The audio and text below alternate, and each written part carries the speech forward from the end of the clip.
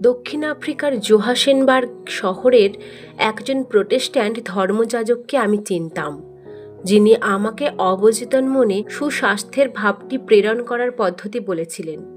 তার ফুসফুসে ক্যান্সার ছিল। তিনি পদ্ধতিটি তার হাতের লেখায় আমাকে দিয়েছিলেন, যা ঠিক এই রকম। দিনে অনেকবার আমি মনে মনে স্থির করি যে শারীরিক ও মানসিকভাবে আমি সম্পূর্ণ নিরুদ্বিগ্ন। আমি এবং আমার শরীরকে শমিত করে দিই এই বলে যে আমার পায়ের পাতা স্বচ্ছন্দ, গোড়ালি স্বচ্ছন্দ, পা দুটো স্বচ্ছন্দ, পেশিসমূহ স্বচ্ছন্দ, আমার মাথা, হৃৎপিণ্ড, ফুসফুস সমেত সারা শরীর সম্পূর্ণভাবে স্বচ্ছন্দ। এরপর 5 মিনিট তন্দ্রাচ্ছন্ন থাকার পর এই সত্যটি মনে মনে চিন্তা করি যে আমার মধ্য দিয়ে ঈশ্বরের পূর্ণতা প্রকাশিত হচ্ছে। ওই ভাব এখন আমার সমগ্র অবচেতন মনকে গ্রাস করছে।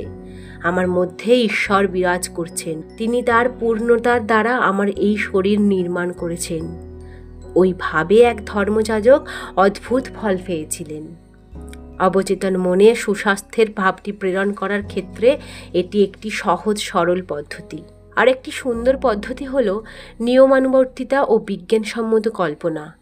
পক্ষাঘাতে ভুগছিলেন এমন একজন মানুষকে আমি বলেছিলাম যে আপনি মনে মনে একটি ছবি কল্পনা করুন যে আপনি অফিসে স্বাভাবিকভাবে চলাফেরা করছেন, কাজ করছেন, টেলিফোন করছেন, যেন আপনি সুস্থ হয়ে গেছেন।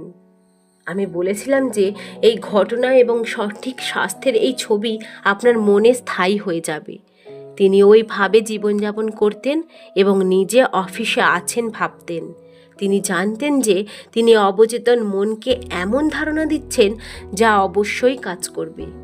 তার অবচেতন মনটি অনেকটা ফিল্মের মতো, যার উপর ছবির মতো ছাপ পড়ে।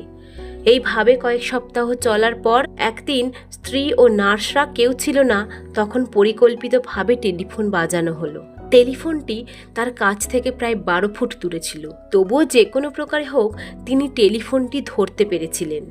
ওই সময়ে তিনি সুস্থ হয়ে উঠেছিলেন। অবচেতন মনের আরোগ্য ক্ষমতা মানসিক ছবি নির্মাণ করেছিল এবং তিনি তাতে সাড়া দিয়েছেন।